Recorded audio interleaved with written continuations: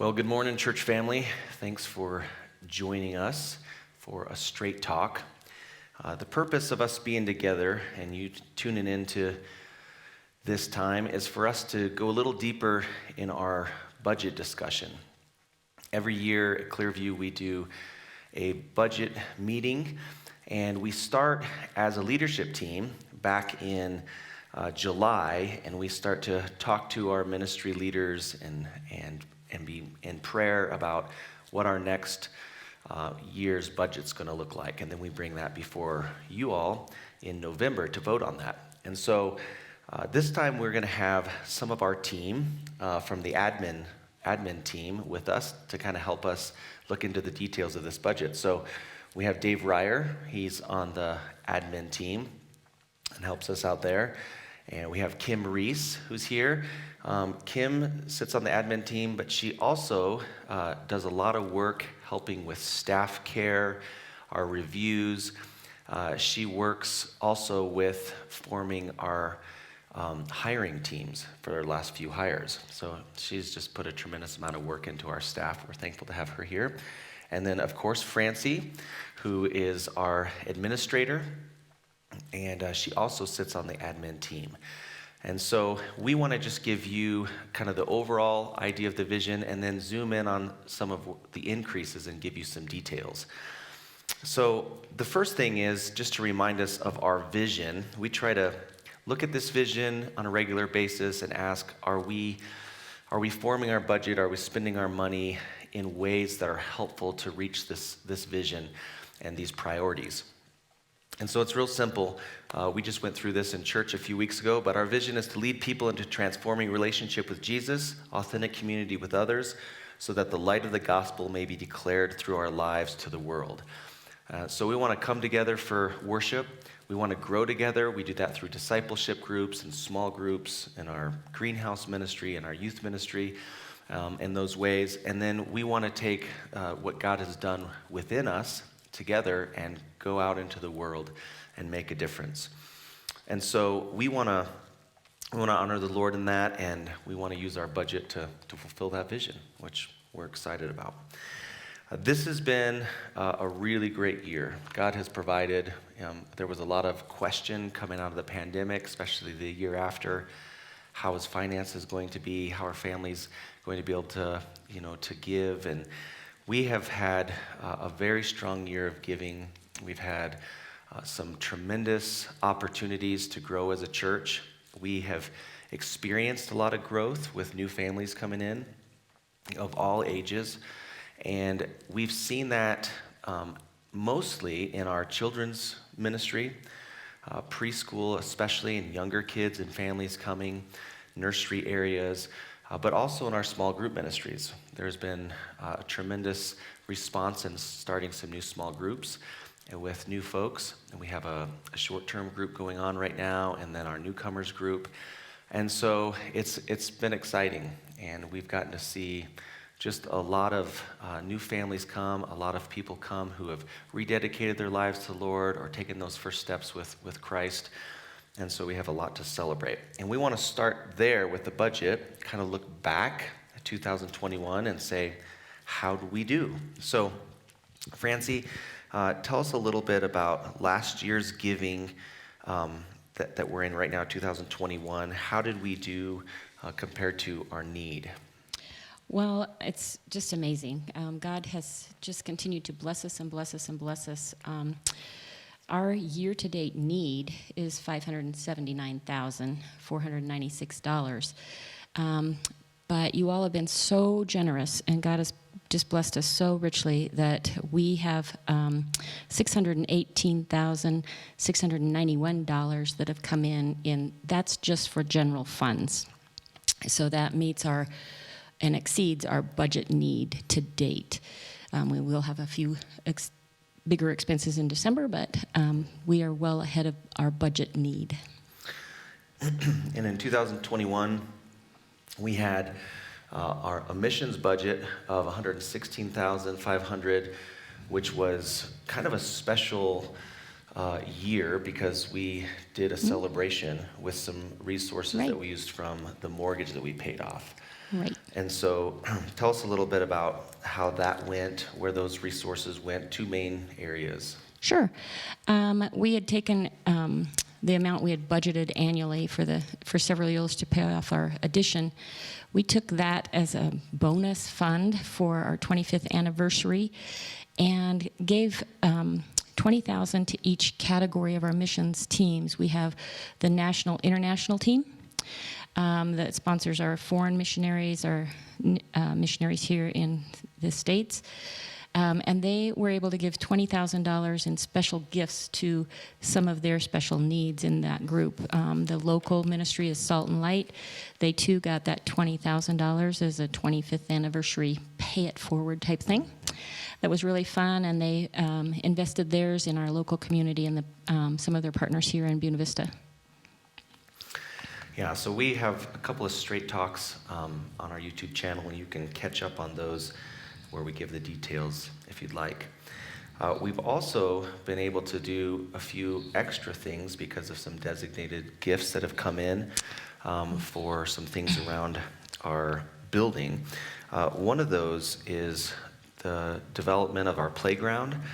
And we were able to, because of the Gooch family and some money that was given from some other folks, to take some steps back there. We were able to put the sod in and the climbing wall. And we have a desire this next year to get that finished, Lord willing. So that's been really great. And then we've been able to do some sanctuary upgrades with technology, with lighting, with redoing the platform up here for the worship team. And so those monies have come in above and beyond our general fund giving. Right. That, what we just quoted in that year-to-date giving is just tithe and offerings to our general account. The funds that came in for the playground and the other things were special designated funds above and beyond that. Yeah. And that doesn't include just the generosity that you all have had within the community of faith with helping one another out, and also the many, many missionaries that all of you support that aren't even a part of our budget that you're doing individually. So there's just been a tremendous amount of generosity this year, and we've been really blessed. Okay, let's look forward a little bit. 2022 is coming up, and we have looked at a budget increase this year, and the total budget that we're proposing this year is $807,754. That would give us a weekly need of $15,533. And so that is in the sheet that you got at church, or if you haven't picked one up, there will be a sheet that'll have both of these budgets on here. Last year's weekly need was $14,858, and this year we'll be at $15,533. So a little bit of an increase. The percentage is around 4%. It's about 4.6% increase overall budget. Okay, let's go through the highlights. A lot of the categories are staying the same, but let's talk about the first one, which is missions. And when you first look at this, the thing that you see automatically is that there's a decrease in missions. Right. So tell us a little bit about why that is and how that compares to, let's say, the year before. Sure. So the year before was like $72,000 for the total missions budget. Last year we bumped that up because of that special 25th anniversary pay it forward type gift that they did. So now this year we don't have that one-time gift, so we're going back down to what is their normal budget, plus a small increase for the local missions. The Salt and Light team has asked for a little bit of an increase. So that explains this from 72 to 81. They're going to get that little bit of an increase there. And the increase in Salt and Light will be adding a new partner, local missions partner, Right. and then some money in discretionary. And one of the other things that our local missions has been taking care of is assessing needs that come in when someone comes in from the community, not the church, that needs help with a bill or something like that. So they've been taking that on. And then the foreign and international missions national international missions team asked for their budget to stay the same Right. this year. They asked the same, which is great, and they are happy to continue supporting their current missionaries. That extra for Salt and Light, yes, was an extra partner plus a little extra in their discretionary funds. Great.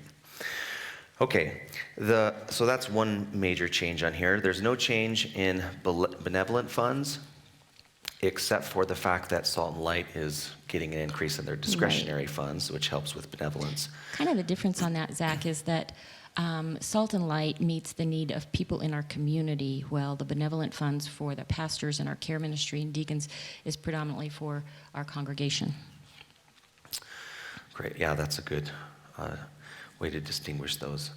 All right, and then next category that we have an increase in is discipleship, and we have a $3,000 increase in that, just a small increase, and those funds are going to where?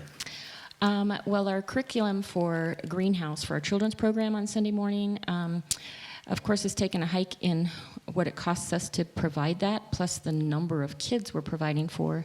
So we had to increase that by about $2,000 to pay for that curriculum for all our extra kids, which is a great thing. Yeah. It's really great fun to spend that on them. The rest of that is we had not had any designated funds to honor our volunteers. And so we gave them a little line item so that we can do a volunteer dinner or volunteer appreciation gifts and that kind of thing. Yeah, that's great. All right, and then we're going to move to what is the biggest increase, and the main reason I have Kim and Dave here to talk about. So there's two categories here that really we're putting even some of that extra budget money, I would say, from the mortgage that we put into missions after some prayer leadership into these two areas. The first being the compensation increases for staff. And so Dave, talk a little bit about you and George, the people who have been working on this, and what your heart is for increasing compensation for staff. Yeah, Zach, thanks. Well, it comes as no secret that our community is rapidly growing. If you compare us to other rural areas, we're blessed that we have the growth, and we're certainly blessed, as both Francie and Zach has mentioned, with the giving that God has blessed this church with.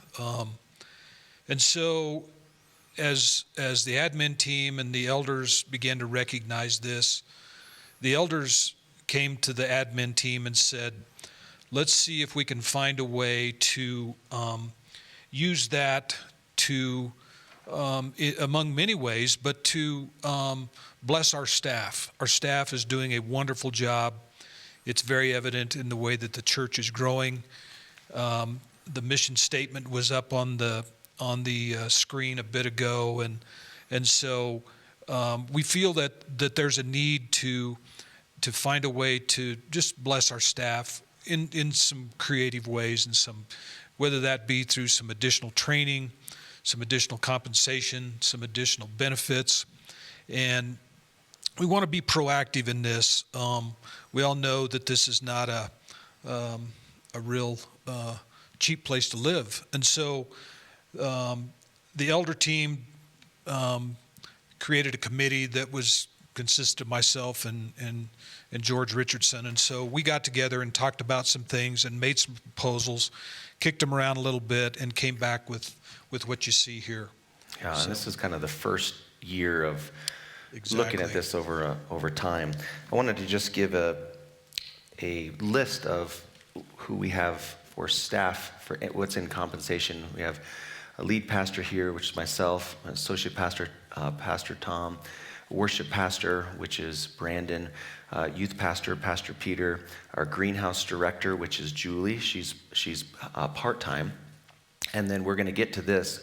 What used to be our small groups director is transitioning into a larger role, which we're going to talk about in a moment, of spiritual and community formation director, of an IT director, which is Ben, office assistant, which is Andrea, our administrator, who is Francie, and then we have custodians, and that is Jim and Cheryl Atwood. And we're also with how much our facility is being used, we're adding some compensation to add another part-time custodian to that staff. So that's part of that. And then FICA tax expenses all go up when we go through that. So that's the idea. Dave, you want to add to that? So I know that $807,000 budget is a big number, and it's also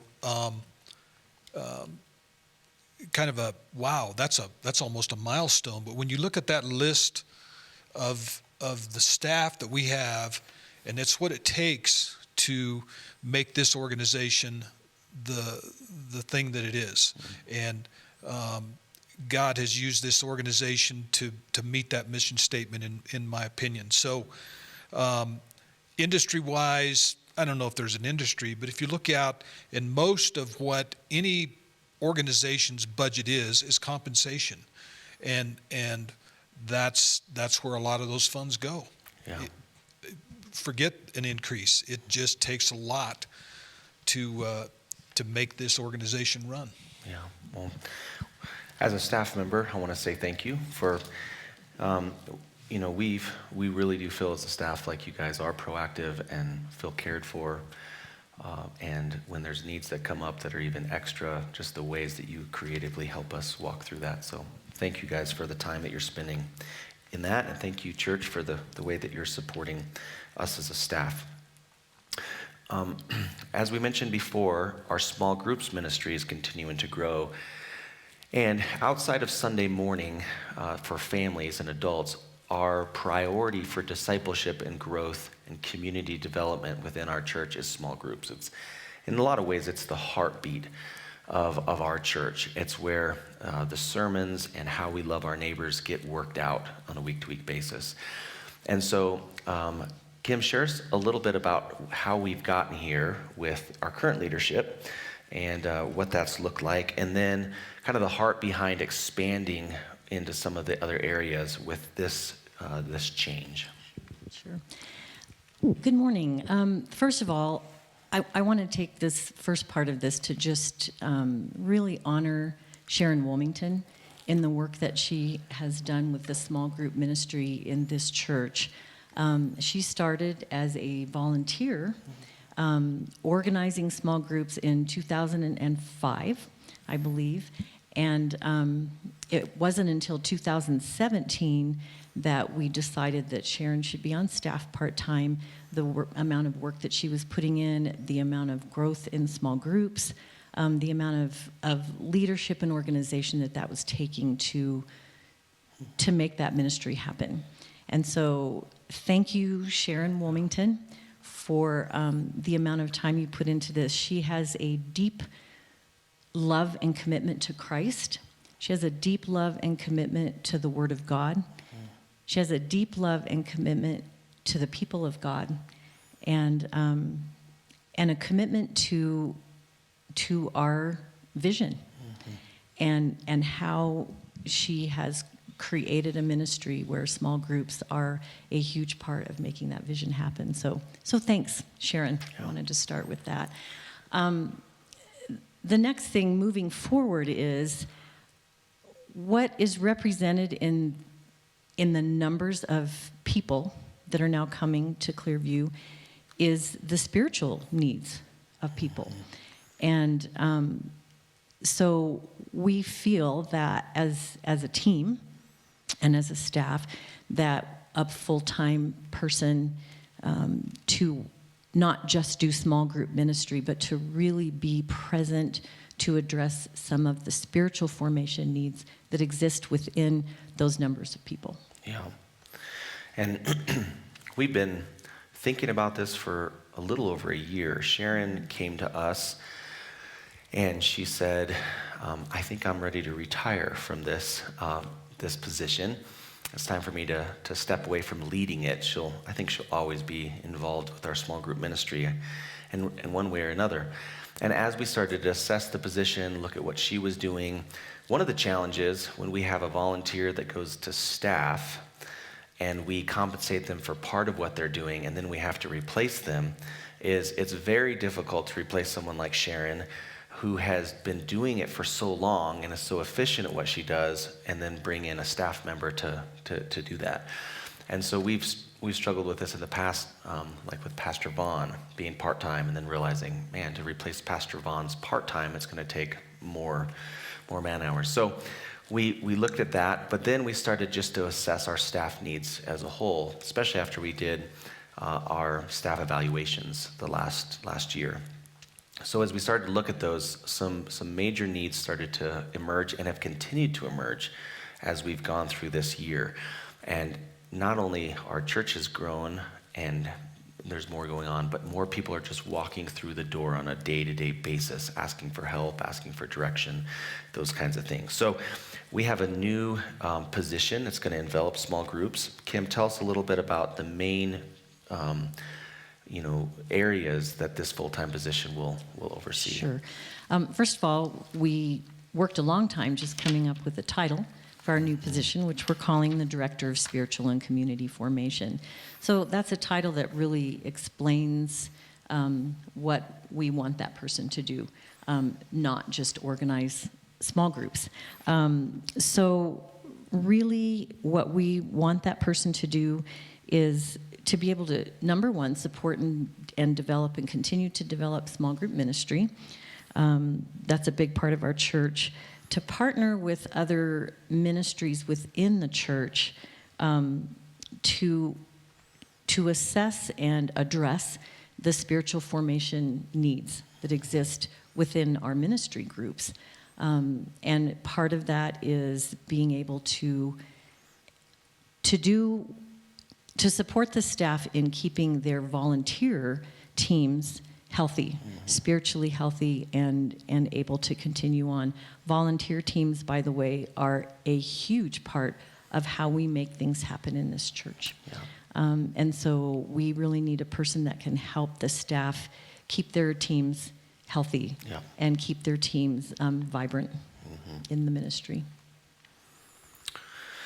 Yeah, and then with all the new families coming here to church, and some of them just visiting, some of them looking as they come to town, we are really feeling the need to be better at assimilating, helping people go from sitting in church and watching and becoming part of the life of the church. So this person will oversee the assimilation of creating pathways, helping us create pathways to get people from Sunday morning attending to being a part of the life of the church, serving, giving, all those kinds of things, and reaching out to our community.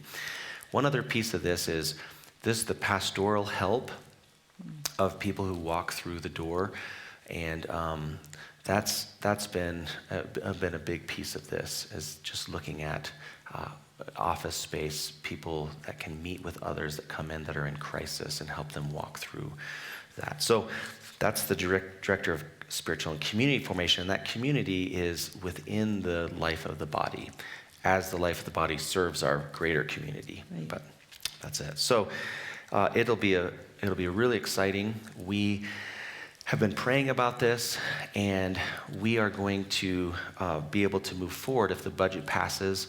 You all vote on this, on hiring this position. We do have someone in mind that we've been praying about and looking at and thinking about that we'd like to pursue. And when this is to a point where we can do that financially, then we'll update you on where we are in that process, and we'll be able to maybe do another straight talk and kind of say, how do we do this? Yeah. And we see that position being filled starting in January, Lord willing, to be able to do that. So that is the two main increases in the budget really has to do with supporting our staff and taking this part-time staff position and making it a full-time staff position. And then one other increase that we have is just in general admin. And Francie, tell us a little bit about that. Sure. We just, there's a thing called inflation out there. It's a real deal. So I just got the new gas bill for the building. I was like, oh, wow. So we have had to take some just general across the board increases for things like utilities and supplies and needs just to keep the building functioning. Our building is getting old, and so it takes a little bit more to take care of it, to fix the furnace, fix the boiler, those kind of things. So we've had to up those general maintenance, building, operating line items just a little bit. We're also including a new line item this year called broadcast. I love that we kind of were ahead of the game a little bit when COVID hit, and already we're live streaming, and Ben has done such a great job of making that live streaming better all the time and just keep improving that. But we are going to give them a line item to keep our out of Buena Vista or our people that are still at home in touch and engaged with Clearview. Yeah. So that has to do with our general administrative costs. We are sitting in a good place of our mortgage. We don't have any debt as a church right now, and our savings as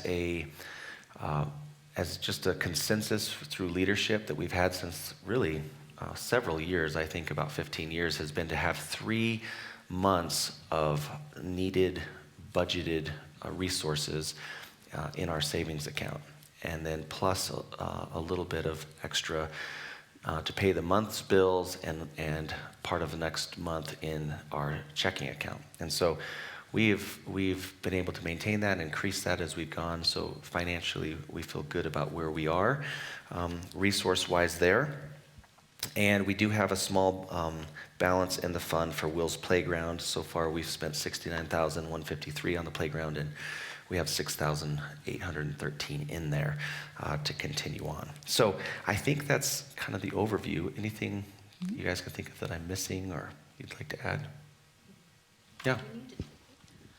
I feel like just one thing we need to address quickly is because we have so many more people and in large part children, we do have some space issues. Yeah. And so there's going to be, some need for increasing somehow space to put all the great folks that are coming and bringing their families. Yeah, this has really come up this fall, after we started to meet again in person, people started to come back.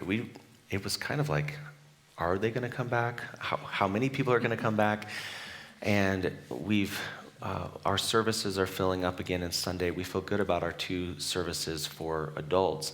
The place that we're seeing the most increase is really in our preschool program right now, and our extracurricular discipleship things that are going on at the church. Small groups are using the building more. We're using the building more for the community, for concerts, all those types of things. And then by adding staff, we have a space issue with our just offices, if we're going to have counseling environments, things like that. So you're going to see some changes as we try to squeeze that into happening in our current facility. But soon, we will probably be coming back to you to say, here's some more long-term, short-term and long-term plans for how we address classroom space and those kinds of things. So Kim, thanks for bringing that. It's been a big part, and I think by the time we really realized the need, we were so far into the budget process, we said, we don't want to rush this into this budget, but we may need to revisit that at the beginning of the year. So that's great. Thank you for bringing that up. Well, let us give you just your next steps as you participate. First of all, we want to say, as we've been talking, we spend a lot of time talking about this, and sometimes when we talk to you all, things don't make sense. And so we want you to know that we're available for questions. You can come into the office. You can ask for more detail from any of us, ask detail about our process. But there's a couple of things coming up that you can join to get some of those questions asked. And the first one is we have a forum every year. This year it's on November 11th at 6 p.m. It's right here in the sanctuary. We're all going to be here again, plus the elders and admin team. You can just stop by, ask questions, all those kinds of things on that night. And so please join us for that if you would like to. And then our meeting we have between services, and it's going to be on the 14th. And we have just a little bit of a shorter service, and we get done about 10 o'clock. We come in and we lay out the basics of this budget, not as much detail as we did this morning. And then we vote. And the vote is those that are here have a raise of hands. We just do close your eyes, raise your hands, and we vote. And if you're for it, you raise your hand. If you're against it, you raise your hands, and we tally that. We also are going to have a way to do that online. And so if you're online that morning, we will have a link in the YouTube channel. The way you'll access that is through our website, and it'll be through there, through the sermon page. So we'll get that information, and you can vote anytime during that service or after, right after the budget. Right. You can. We'll have that through live.clearviewcommunity.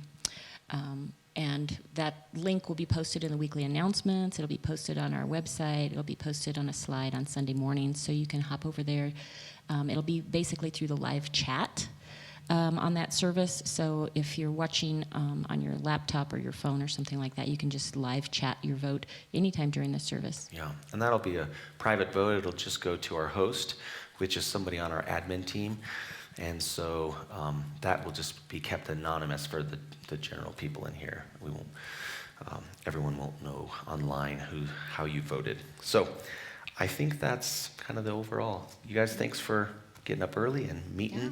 Thank you for joining us on a Saturday morning or whenever you join us for this Straight Talk. We're so thankful for your participation and just getting involved this way. I know budget meetings are not the most exciting things to be involved in, and so we understand it's a sacrifice. Take your time and get involved and just kind of understand where we are. Thank you for your generosity and your support, and have a great rest of your day.